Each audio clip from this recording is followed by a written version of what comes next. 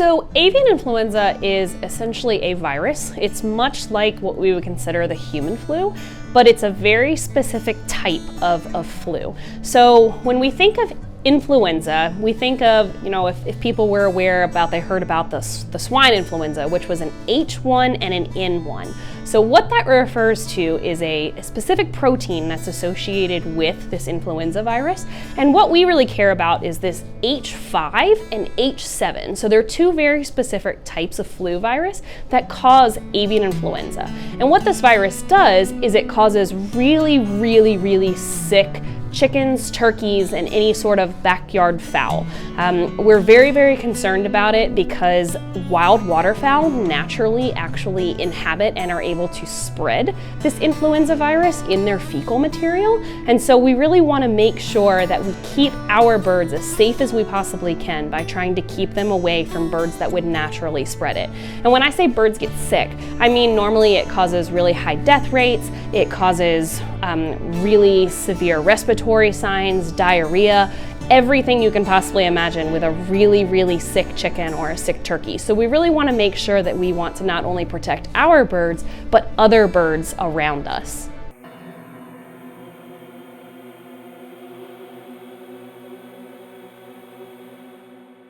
If you're outdoors, if you're on nature walks, if you're going around ponds, anything like that, realistically you are going to have some access to fecal material, poop from ducks, poop from waterfowl, the Canadian geese that are flying over. So the biggest thing that you can do is be very conscious of that. Waterfowl are our biggest risk, and so what we really want to make sure is that we try to keep their diseases with them and try to keep their diseases out of all of our other poultry, whether that be commercial or our backyard flocks. So really just kind of trying to be conscientious of where our footwear has been, changing shoes if you're going into a neighbor's farm, changing shoes if you're going into your backyard flock, just really trying to make sure that you're keeping that disease out of your flock. That's the best thing that you can possibly do, making sure that your shoes are clean, your clothes are clean, and that you're not tracking things between farms or even around the areas where poultry is susceptible to it.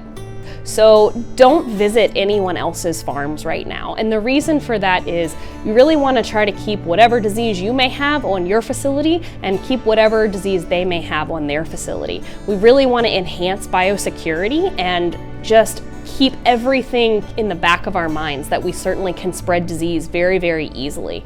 Another big thing to keep in mind is that waterfowl, even our domestic birds, our pet ducks, our pet geese, can certainly carry this virus and we may never know about it. They'll look completely healthy. So a really good thing to kind of keep in mind right now is keeping those species separate. We want to keep chickens, turkeys, anything like that really separate from our domestic waterfowl and really make sure that our domestic waterfowl don't have any interaction with wild waterfowl.